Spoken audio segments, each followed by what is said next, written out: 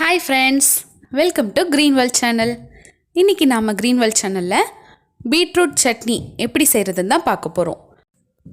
இட்லி, தோசை, சாதம் மூணுத்துக்குமே பொருத்தமாக இருக்கக்கூடிய ஒரு அருமையான சட்னியை எப்படி ரொம்ப சுலபமாக செய்யலான்றதை தான் பார்க்க போகிறோம். வாங்க வீடியோக்குள்ளே போகலாம். முதல்ல தேவையான பொருட்களை நாம் எடுத்துக்கலாம். 2 மீடியம் சைஸ் பீட்ரூட்டை நான் எடுத்து வச்சுருக்கேன். இந்த மாதிரி சின்ன சின்னதாக கட் பண்ணி எடுத்துக்கோங்க. பூண்டு ஒரு 10லேருந்து 12 பல்லு போல் எடுத்துக்கோங்க. அடுத்ததாக கடலைப்பருப்பு 2 டேபிள் ஸ்பூன், புளி தேவையான அளவுக்கு, காரத்துக்காக நான் இன்றைக்கி 4 காஞ்ச மிளகா எடுத்துருக்கிறேன். நீங்கள் உங்களுடைய காரத்துக்கு ஏற்ப கூடவோ இல்லை குறைச்சிக்கவோ செஞ்சுக்கலாம். ஒரு மீடியம் சைஸ் தக்காளி, சின்ன வெங்காயம், கருவேப்பிலை தேவையான அளவு எடுத்துக்கலாம். ஒரு கடாயை நம்ம லைட்டாக சூடு பண்ணிக்கலாம். தேவையான அளவுக்கு எண்ணெய் ஊற்றிக்கலாம். பீட்ரூட் வதங்குறதுக்கு 1 டேபிள் ஸ்பூன் எண்ணெய் மட்டும் நான் ஊற்றிக்கிட்டேன். பீட்ரூட்டை போட்டு நம்ம நல்லா வதக்கிக்கலாம். இந்த எண்ணெயிலே பீட்ரூட் 75% வதங்கணும். இப்போ ஒரு 5 நிமிஷம் நான் வதக்கியிருக்கிறேன். பார்த்திங்கன்னா நல்லா வெந்திருக்கு.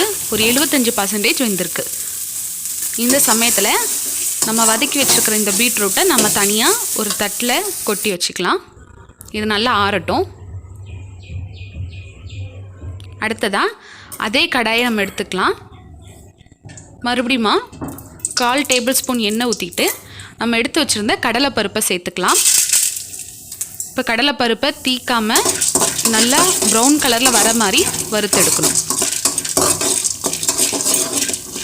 அடுப்பு பார்த்திங்கன்னா ஸ்லோலியே தான் இருக்குது.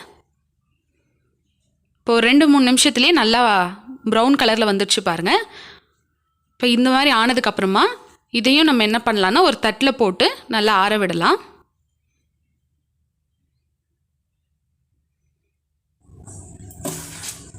அடுத்ததாக அதே கடாயில் கொஞ்சமாக எண்ணெய் ஊற்றிட்டு நம்ம எடுத்து வச்சுருக்கிற மற்ற எல்லா பொருளையும் சேர்த்துக்கலாம். வெங்காயம், தக்காளி, காஞ்ச மிளகா, புளி, பூண்டு, கருவேப்பிலை எல்லாத்தையுமே ஒன்றா கொட்டி நல்லா வதக்கிக்கலாம்.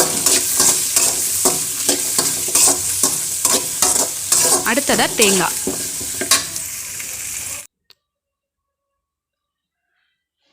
தேங்காய் பார்த்திங்கன்னா அரை மூடியில் பாதி தேங்காவை சின்ன சின்னதாக கட் பண்ணி எடுத்திருக்கேன். அதையும் இது கூடவே சேர்த்து நல்லா வதக்கிக்கலாம்.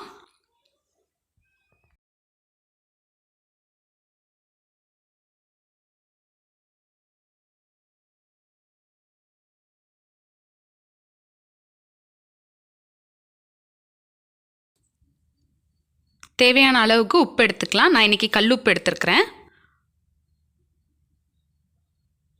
உப்பையும் போட்டு நம்ம நல்லா வதக்கிக்கலாம்.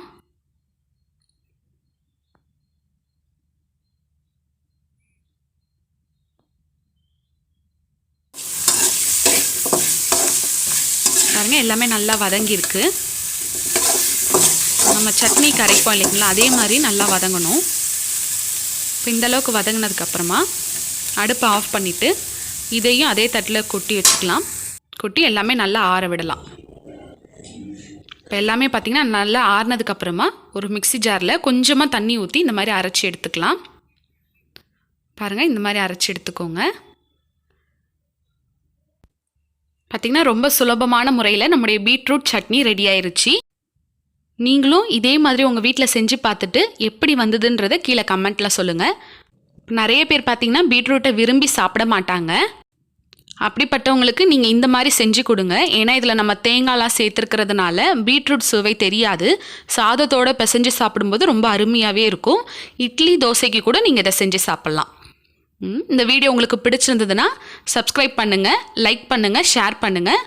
மறக்காமல் கீழே கமெண்ட்டில் எப்படி இருந்ததுன்றதையும் சொல்லுங்கள். தேங்க்ஸ் ஃபார் வாட்சிங்.